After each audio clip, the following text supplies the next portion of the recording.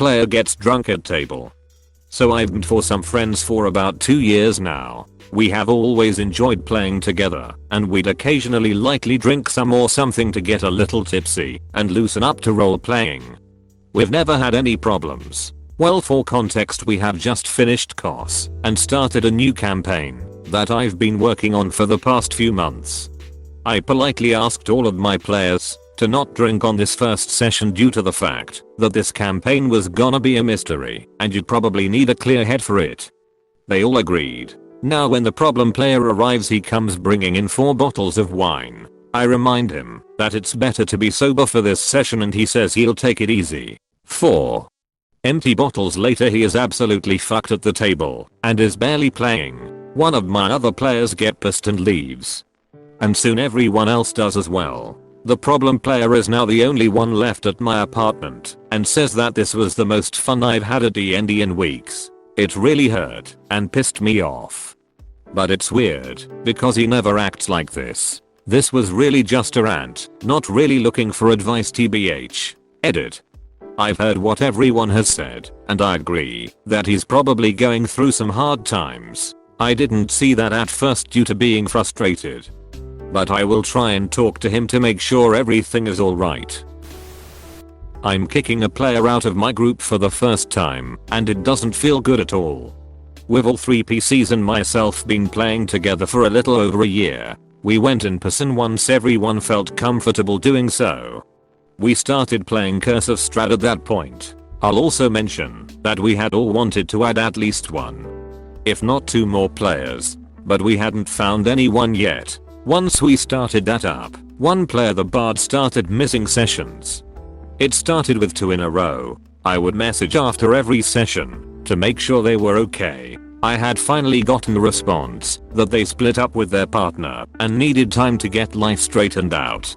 That's totally fine. I get it. They came back a week later and all was right with the world. Then it happened again. They missed 4 weeks in a row. Again, I messaged after every session to check in. It turns out they got a job in the evenings that conflicted with game time. Again, I get it. Life happens. Just tell me what's going on. So we changed to a day when they were available. I had no problem with it and neither did the other players. All was again right with the world. 3 weeks ago I was inundated with people that wanted to join the group all of a sudden. Not wanting to throw 2 new players right into COS, I devised a quick dungeon with a dragon, because why not, so they could get the gist of the game. I told everyone to roll characters and got no response from the bard. They didn't show, and also didn't show last week. I'm done with the absences and it's not fair to the others who are there. The new players have quite a drive ahead of them, and I don't want them to get there and not be able to play because someone didn't show without any kind of notice. So I'm kicking the bard out today. It's going to suck, but no one in the group has heard anything directly. All in all, not the worst horror story, but it has definitely caused me some grief. I think I'm getting pushed around by one of my groups. I've been playing in a group with some people I met online for almost a year now, and so far only my character has ever had any sort of negative story beats happen to him out of a party of 4. He's died, he's been thrown around between warlock patrons like a toy, he's been possessed by his patron, etc. Meanwhile the rest of the party hasn't had anything really happen to them. Even when it looked like the barbarian's parents were in danger, they were completely fine and nothing bad happened to them. The worst thing that's happened to the rest of them happened before the campaign started, and is the reason the sorcerer is traveling. I wouldn't really think much about it, but a lot of the party banter towards me has also gotten almost excessively mean-spirited lately too. Every time my character tries to do something, 1 or 2 of the party say they want him to die. When a plot point for the cleric was thrown out, everybody wanted to do it. But when I put my foot down, after they put it off to do their own things, they got really exasperated and mad at me, and I had to force them to do the thing they were excited to do a few weeks before. When I heard my character actually spend time with someone out of the party, the barbarian kept wanting it to go poorly. While only 2/3 party members are really doing anything, the other party member and the DM haven't said anything to get them to stop. We're ending that part of the story soon, and the DM has been dropping hints about doing something with my character's parents after the other party has interacted with them. But I just don't know if I want to deal with that while people jeer at me like has been happening for a good portion of the campaign now. I know I should talk to them, but I don't want to rock the boat so close to the end. Just kicked out a player from our group. We just recently kicked out a player for a number of reasons. They are very flaky with attendance. This problem ramped up recently, but it has been an issue for a while now. The last straw was last week, when they said in the morning that they'd be there, and when it came to game time they decided otherwise. Sometimes when they do show up they'll want to leave the session an hour early, and they get offended when we decide we want to keep playing. They don't pay attention in game unless the story is focused on them. For this point I do have sympathy since they do have ADHD. But it became disruptive, especially in combat when they take 10 minutes on their turn, not to mention unfair to our DM. They'll randomly go on 15-minute tangents and anecdotes in the middle of the game. They never level up at the same time as the rest of the party at the end of the session. And instead level up during the start of the next session while we've already started, disrupting the game. They are very sensitive. We all talked about it and agreed that we felt like walking around eggshells whenever we talked to them. We made a group chat and talked about it and thought it was best for them to be removed. None of us dislike them as a person, which is why it took us so long to kick them out, I think. No one wanted to be that guy. Can we stop with the fake callouts? I've been seeing more and more posts and comments about fake stories that are honestly getting exhausting. People like to think they can suss out bullshit. But people also like to think they are good drivers. Sorry to say, but statistically, you're just as likely to get fooled as the next schmuck. Just looking at the red flags post you can see multiple comments where people can't agree on what is and isn't a red flag. When the story is too long. When the story isn't long enough. When there are too many details. When there aren't enough details. Sorry Reddit Detective Estm, but your super sleuth powers leave quite a bit to be desired. There's literally zero way to confirm whether something is true or not. Everyone here has a story that would sound unbelievable to anyone who wasn't there to witness. All the fake comments and posts are going to do is drive away the people who don't want to deal with defending their story. TL, Doctor, think a story is fake. Downvote and move on. The fake comments just make you look like an asshole. Edit, you all can argue with me or downvote me as much as you want. The only people who will actually care when you call a post out for being fake are the people who aren't lying. The ones posting fake stories will just get better at lying. Congrats sire player D yourself. JPG. Guide on how to know if a story is fake or not. Ultimate Definitive Edition. Lately I've noticed a lot of meta discussions on the topic of faking stories, so I decided to throw my hat into the ring and compiled a list of general rules that can be applied to pretty much every post on here. Hope this helps. Is greater than exclamation point 1. Consistency is key. An OP should never give you their either up is greater than exclamation point 2. Regardless of its legitimacy, it always sucks when a story doesn't have a satisfying conclusion. Especially the extra long posts. A good author would never let you down. Is greater than exclamation point 3. Isn't it weird how some ops refuse to acknowledge any sort of criticism? But you can see that they are active on other subreddits. It's pretty telling. If they run around and desert you like that, they're probably hiding something. Exclamation point 4.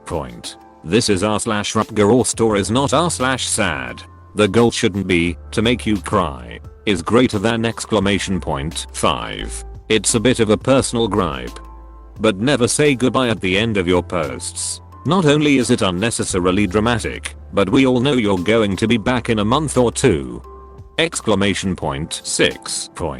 Don't let the OP bully you. Telling lies is one thing, but if they are trying to hurt you in some way, then you should definitely speak up.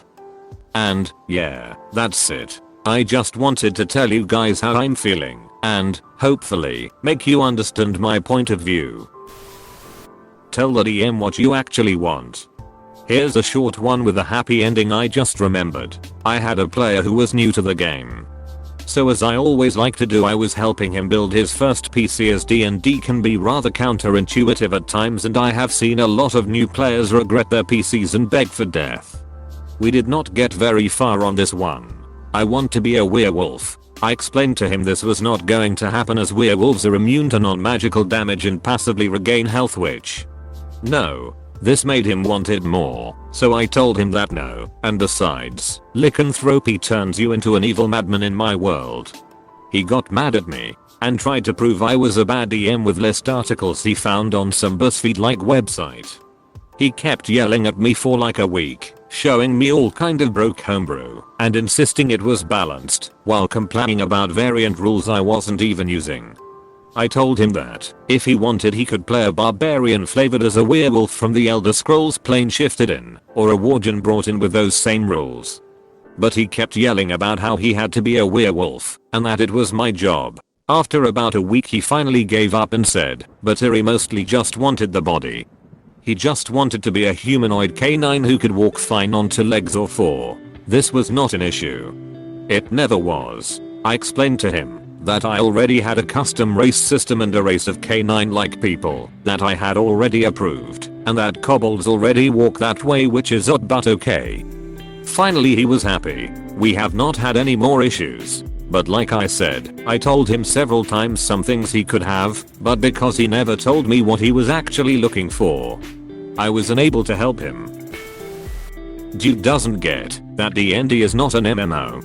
I had a whole falling out with a player who constantly got mad at the CR of encounters and got mad at me for undermining the frontliners as a whisper bard with a melee build and wasting my inspiration to use psychic blades instead of buffing the frontliners. The player eventually got kicked for not paying attention and general bad behavior / attitude, so his lack of ability / interest in adjusting was certainly not isolated. Anyway, he was really into FFXIV. I had never played it, nor had interest in it. Later, I started playing a bit and realized how the class and raid system worked. I didn't super enjoy it and I stopped. Months later, I realized this guy was mad at me for being a support class trying to DPS. Very silly. Anyway, the game after he left was plenty fun, and we mostly handled the encounters the DM threw at us with few issues. Because the DM had never made us run down every single enemy or punished us for not having the right ratio of support / DPS / tanks. DM made a game for 1 player. IF had only been playing 4th for a few months back in 2011 with my roommates and my husband and boyfriend. One of my roommates had been a DM before and asked if we wanted to start a second game to play every other week to give our current DM a break and get to play. We all agreed excitedly and wrote up characters. I played a scion, my husband a warden, my roommate a druid, our other roommate a ranger. And our DM decided to play 3 NPCs, a fighter, a wizard, and a cleric. We figured our party was a little small, so 3 NPCs would be helpful. Except we never got to do anything. The druid got to do everything. The story centered around her entirely, which was mostly alright as she had the most important backstory, and it could cause the biggest conflict, which we all thought would be fun. Again, this wasn't a problem and brought us together as a group rather quickly as we all wanted to protect her from the BBEG.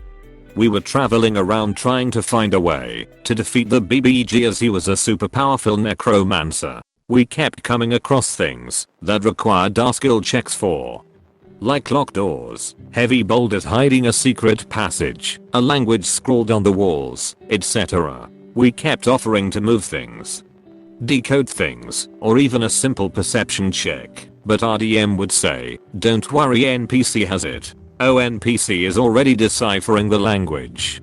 All except for the druid. If she wanted to do something, the DM would let her. It got to the point that we were all just playing around on our phones, or stacking dice, or drawing. We complained a little about not getting to do anything, and she'd just throw us into super hard combat whenever we did. So we stopped complaining for fear that she'd kill off our characters, and anytime we'd go into a new place to investigate, she'd ask what our characters would do, and my response would always be, "I hold the torch." We still had fun doing a few other things in the campaign, and she was our roommate, so we didn't want to quit the game, but it really made it not fun when all the excitement we ever got was combat. Gave the players what they wanted.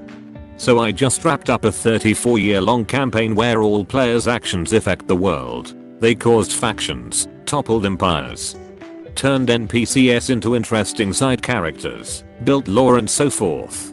I wanted to do a voiced ending, narrated professionally with neat sound ambience music that tells the future of each character thanks to their choices. I wrote it up, had it read out loud, edited it, added music and sent it as a MP3 to each player. It was tons of excitement and joy from all the players. They loved their outcomes and the cool references to their adventures. Until one said, "I can't wait to play that." I explained it's an ending and they wouldn't like it, since too much would have changed by that point. After all, 80 years is a very big time jump. The players talked and said they wanted it anyway, even if it was a one-shot, so they can interact with the future they made. I'm always willing to try new ideas, so I began writing up this future 80 years later.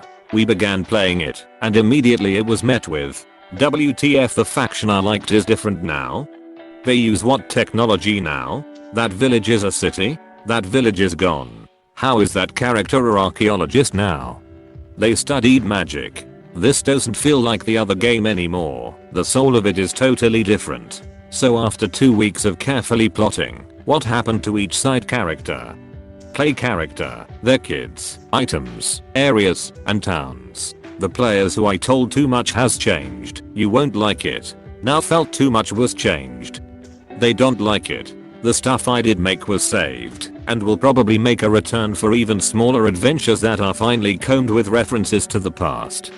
But as of now it's in the folder of failed and avoided quests. Side note, this didn't end with any bad feelings toward any of the players. I laughed it off and struck it off as a loss.